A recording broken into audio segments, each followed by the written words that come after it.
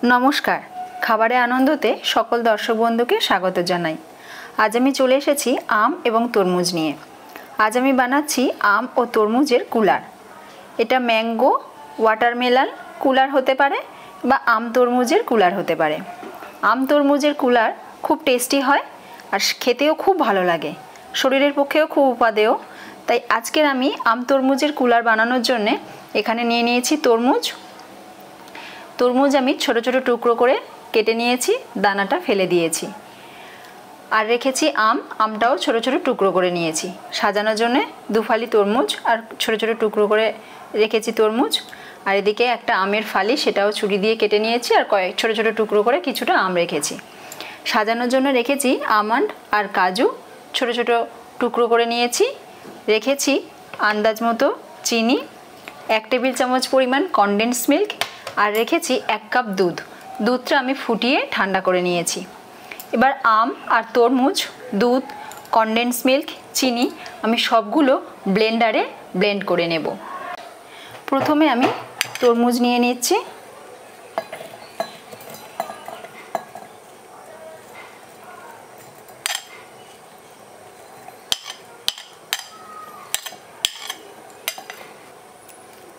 কিছুটা আমি রেখে দিলাম, একবারে দেব না।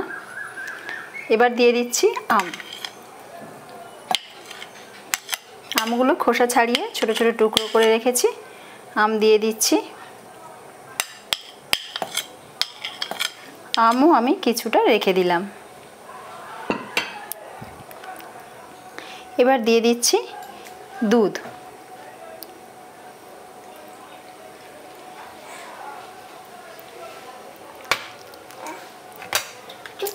দিয়ে দিচ্ছি এখানে 3 টেবিল চামচ চিনি।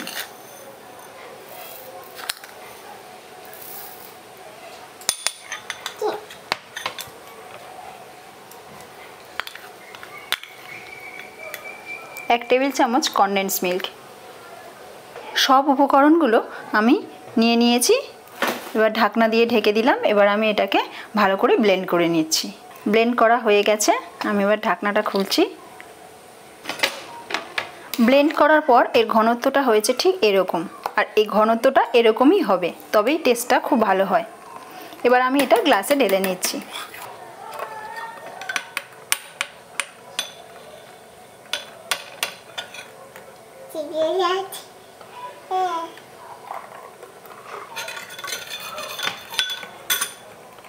ওপর থেকে আমি কয়েকটা তরমুজের টুকরো দিয়ে দিচ্ছি। ছোট ছোট করে কেটে রাখা তরমুজের টুকরো দিয়ে দিলাম।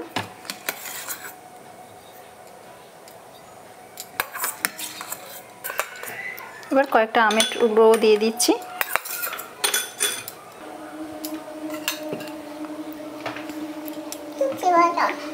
এবার একটু কাজু বাদাম ছড়িয়ে দিচ্ছি উপর থেকে। দিয়ে দিচ্ছি আমন্ডের স্লাইস। সমস্ত ডেকোরেশন কমপ্লিট। এবার ফ্রিজেতে 10 মিনিট রেখে ঠান্ডা ঠান্ডা পরিবেশন করব।